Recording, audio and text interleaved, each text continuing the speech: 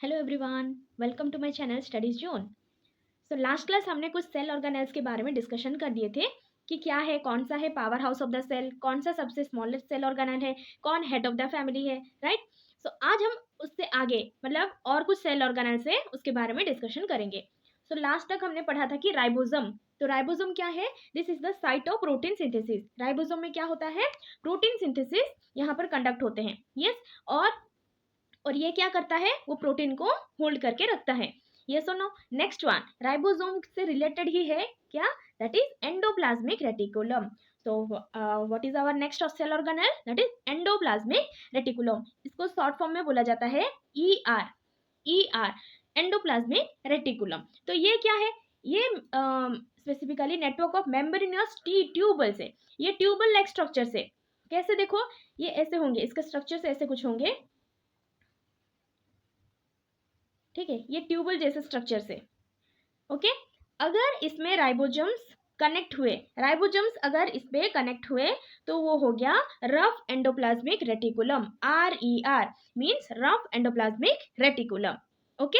अगर ribosomes conduct नहीं हुए, अगर राइबोसोम्स इसमें कनेक्ट नहीं है, वो वैसे ही है एंडोप्लाज्मिक रेटिकुलम, वो राइबोसोम्स के बिना ही है, तो उसको बोला जाता है SER। तो एग्जाम में ऐसे क्वेश्चन आते हैं, which endoplasmic reticulum contains the ribosomes? That means RER, rough endoplasmic reticulum contains the ribosome, whereas SER, smooth endoplasmic reticulum has not the ribosomes. It should not contain the ribosomes. और इसका काम क्या है? क्योंकि ribosome protein synthesis का काम कर दिया, प्रोटीन वो ब्रेक डाउन करके वो प्रोटीन होल्ड कर लिया, अभी उसको पहुंचाएगा कौन? Helps in protein transport. ये ट्रांसपोर्ट करेगा सभी सेल ऑर्गेनेल्स को और सभी बॉडी पार्ट्स को, ये ट्रांसपोर्ट करवाएगा। कौन? Endoplasmic reticulum. इसीलिए इसके साथ कैरी होके जाता है वो राइबोसोम प्रोटीन ट्रांसपोर्ट करने के लिए। ओके। और क्या? Helps in lipid synthesis. और लिपिड सिंथेसिस का, लिपिड में कल बताई थी कि क्या, लिपिड एक ऑयल लाइक सब्सटेंस है। ओके। प्रोटीन सिंथेसिस कहाँ पर हुआ? राइबोसोम में। और लिपिड सिंथेसिस कहाँ पर हुआ? एंडोप्लाज्मिक रेटिकुलम में। ओके। और ये इसका स्ट्रक्चर कुछ ऐसा दिखता है, देखो। अगर यहाँ पर नहीं है, राइबोसोम्स कनेक्ट नहीं है, तो ये हो गया स्मूथ एंडोप्लाज्मिक रेटिकुलम। देखो, स्मूथ एंडोप्लाज्मिक रेटिकुलम का मतलब क्या है? इसमें राइबोसोम्स नहीं है। और रफ एंडोप्लाज्मिक रेटिकुलम का क्या है? राइबोसोम्स उसमें अटैच्ड है to transport the proteins. Okay. Coming to the next one, Golgi apparatus। ये क्या है? Golgi apparatus। और ये क्या काम करता है पता है? आप मुझे ये बताओ, अगर आपको कुछ भेजना हो, अगर आपको कुछ पार्सल भेजना हो कहीं दूर को, मतलब कोई फ्रेंड्स के पास, नहीं तो कोई रिलेटिव्स के पास पार्सल भेजना हो, तो आप कहाँ जाओगे? यस मैम, हम तो जाएंगे पोस्ट ऑफिस, क्योंकि पार्सल तो पोस्ट ऑफिस से ट्रांसपोर्ट करवाता है। यस। तो यही है, तो हमारी बॉडी में पोस्ट ऑफिस क्या है? Golgi apparatus। Golgi apparatus post office का काम करता है। ये सारा जो भी उसके पास वो न्यूट्रिएंट्स है, जो भी वो आयंस कंडक्ट करता है ना, मतलब कंटेन करता है, ये पहुंचाने का काम कौन करता है? Golgi apparatus। देखो क्या है इसमें, पैकेजिंग एंड सिक्रेशन सेंटर, इसको बोला जाता है पैकेजिंग एंड सिक्रेशन सेंटर। यहाँ पर क्या होता है? सारा प्रोटीन का और लिपिड का पैकेजिंग होता है। यहाँ पैकेज करके वो ट्रांसपोर्ट भी करता है। पैकेज भी यही करता है, मतलब ये फैक्ट्री की तरह हो गया, पैकिंग भी करेगा और ट्रांसपोर्ट भी करेगा। जैसे पोस्ट ऑफिस में क्या होता है, हम जो देते हैं पार्सल वो पैक भी करते हैं ना, हम अगर अच्छे से नहीं किए हैं तो वो प्रॉपरली पैक करेंगे ताकि वो जो भी है अंदर वो प्रोटेक्टेड रहे। यस। तो वो प्रोटेक्शन देने के लिए वो पैक भी करेंगे और ट्रांसपोर्ट भी करेंगे। ओके। सो ये पैकेजिंग का काम भी गोल्जी apparatus ही करता है। Modifies proteins, modifies protein, protein को मॉडिफाई करके सिंपलर फॉर्म में वो ट्रांसपोर्ट करता है।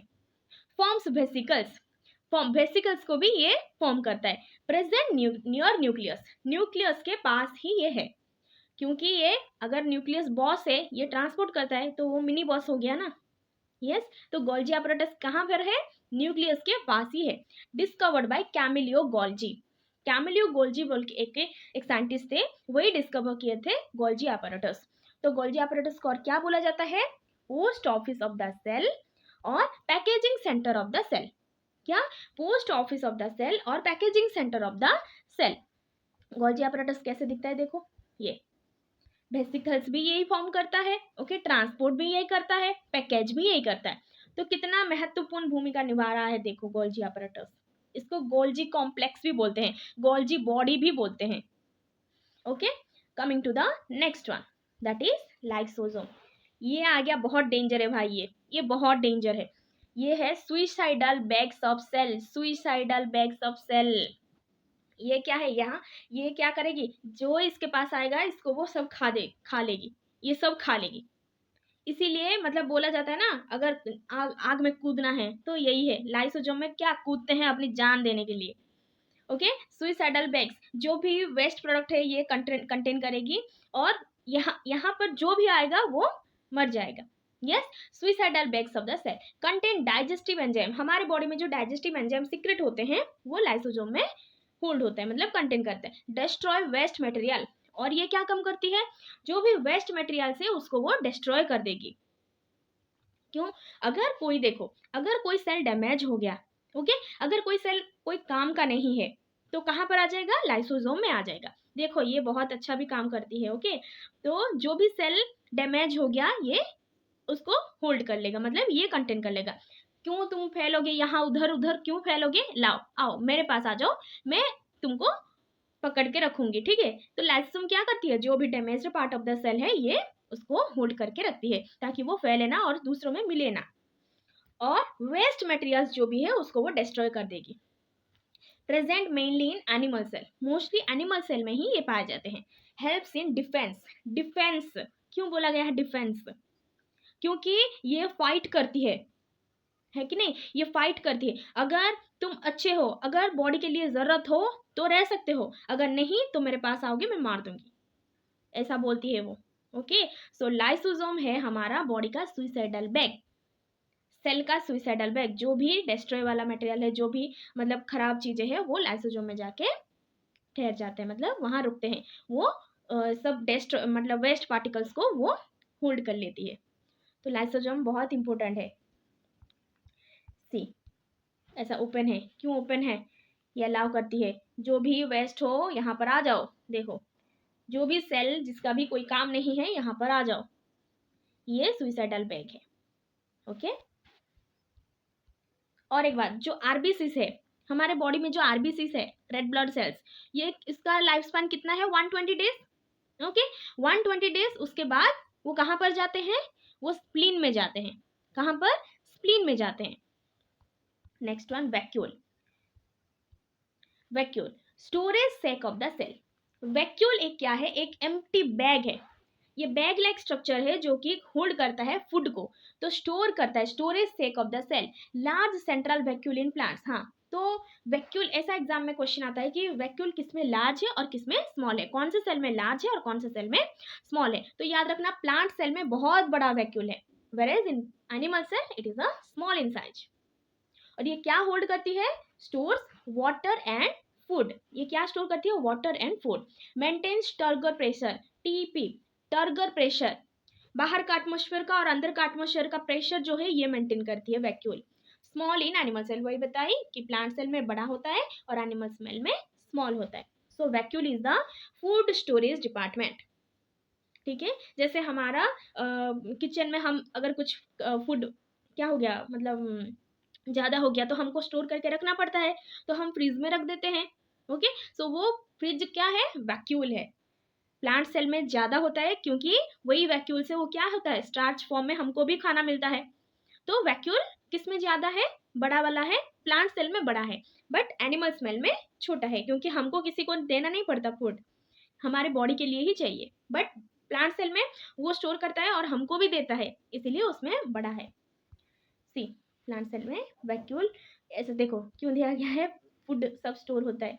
Okay, next one is the chloroplast. Chloroplast present in only plant cells में ही प्रेजेंट है। क्लोरोप्लास्ट कहाँ से आया है, क्लोरोफिल से आया है। कहाँ, क्लोरोफिल रिलेटेड है क्लोरोफिल से। क्यों, क्लोरोफिल, ये क्लोरोप्लास्ट कंटेन करता है क्लोरोफिल, और क्लोरोफिल किसमें होता है, प्लांट्स में होते हैं। तो only plant cells have the chloroplast. और यहाँ पर क्या होता है, फोटोसिंथेसिस कंडक्ट होता है। तो प्लांट में, प्लांट के किसमें, मतलब कौन से सेल ऑर्गेनेल में फोटोसिंथेसिस कंडक्ट होता है, that is chloroplast, that is chloroplast. Okay, site of photosynthesis, site of photosynthesis has double membrane. Chloroplast का भी डबल मेम्ब्रेन है. और कौन से सेल ऑर्गेनेल का डबल मेम्ब्रेन है, आप बताओ? माइटोकॉन्ड्रिया. यस, माइटोकॉन्ड्रिया का भी डबल मेम्ब्रेन है. वैसे ही क्लोरोप्लास्ट का भी डबल मेम्ब्रेन स्ट्रक्चर है. Contains its own DNA. ये इसके पास भी खुद का डीएनए है. क्या है? खुद का डीएनए इसके पास है. जैसे कि न्यूक्लियस के पास डीएनए था, यस, वैसे ही क्लोरोप्लास्ट का भी खुद का डीएनए है.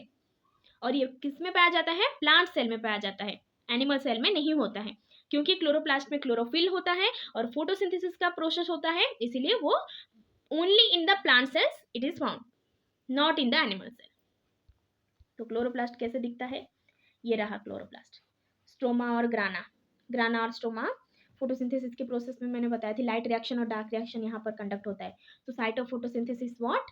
Chloroplast. Next one, centrosome. Centrosome किसमें होता है? Present in animal cell. ये किसमें होता है? एनिमल सेल में ही होता है. Helps in cell division. Centrosome किसके लिए हेल्प करता है? सेल डिवीजन में हेल्प करता है. Contains centrioles, form spindle fibres located near nucleus. Nucleus के पास होता है, ऐसे सेंट्रोजोम है ये वाला सेंट्रोजोम. ये सेंट्रियोल मतलब ये सेंटर के पार्ट को, जीन के सेंटर के पार्ट को ये होल्ड करता है. और स्पिंडल फाइबर, स्पिंडल फाइबर जो कि जेनेटिक कैरेक्टर्स, जो भी हमारा जेनेटिक कैरेक्टर्स है, यही सेंट्रोजोम से ही डेवलप होते हैं. Okay, so this is only found in the animal cell. Okay, see how centrosomes are looking. देखो, डीएनए में, जीन किस में होते हैं? डीएनए में. और डीएनए किसके पास है? न्यूक्लियस के पास है. तो इसी ये न्यूक्लियस के पास ही रहेगा सेंट्रोजोम. ओके, सो ये थे हमारे कुछ सेल ऑर्गेनेल्स जो कि बहुत इंपॉर्टेंट है. ओके, इसको पढ़ना बहुत जरूरी है. कौन सा सेल का काम क्या है, कौन सा कहाँ पर प्रेजेंट है, डबल मेम्ब्रेन किस में है, कौन सा सेल को क्या बोला जाता है, उसका शॉर्ट फॉर्म क्या है, उसका काम क्या है, ये सब मैंने डिटेल में बता दिया है. अगर इससे रिलेटेड और कोई जानकारी चाहिए तो कमेंट सेक्शन में आप लिख लेना. ओके, मैं ट्राई करूँगी उसको सॉल्व करने के लिए. अगर ये वीडियो आपको पसंद लगा है तो please like share and subscribe. मिलते हैं नेक्स्ट वीडियो में.